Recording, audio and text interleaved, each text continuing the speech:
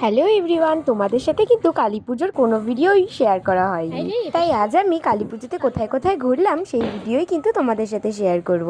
তো দেখতে থাকো। বাড়ি থেকে বেরিয়েই কিন্তু প্রথমেই পাড়ার ঠাকুরটা দেখলাম, বেশ সুন্দর করেছে। আর তারপরে হাঁটতে হাঁটতে স্টেশনের দিকে চলে আসলাম। প্রথমে ভেবেছিলাম বাইক নিয়ে যাব, তারপরে ভাবলাম একটা স্টেশনেরই তো ব্যাপার, সবাই মিলে যাই। যেহেতু আজ হোল নাইট ঠাকুর দেখবো, তাই বোনকেও সাথে নিয়েছিলাম। খাওয়া দাওয়ার পরেই বেরিয়েছি, রাত তখন প্রায় 11:30। আর আজ যেহেতু কালী পুজো, তাই অল্প ভিড়, দেখতেই পাচ্ছ সেরকম খুব একটা ভিড় নেই।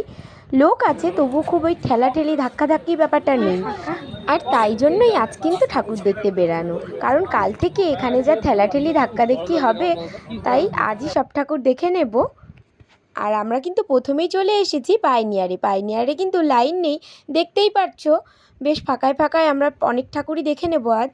আর এই লাইটিংগুলো কিন্তু বেশ ভালো লাগছে। লাইটিং দেখতে দেখতে দেখো আমরা প্যান্ডেলের ভিতরে পৌঁছে গেছি। আর প্যান্ডেলটা কিন্তু বেশ সুন্দরই করেছে, আর মায়ের মূর্তিটাও কিন্তু অনেকটাই বড় ছিল। এরপর আমরা পাইনিয়ারের মেলায় চলে আসলাম, আর মেলায় গিয়েই কিন্তু আমার বোনের কথা শোনো। উঠবি নাগরদোল নাই? ওরে বাবা, না না, মনে আছে। সেই রথের মেলার কথা কিন্তু এখনও ভুলে পারিনি, তাই এখন কিন্তু আর নাগরদোলনায় ওঠার নামও নিচ্ছে না।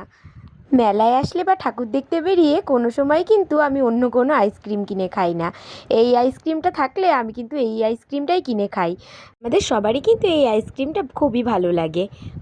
মেলাটা ঘুরে নিই, এখনও অনেক ঠাকুর দেখা বাকি আছে। আর সারা রাত ঠাকুর দেখবো, আর তোমাদের সাথেও শেয়ার করব কি কি ঠাকুর দেখলাম।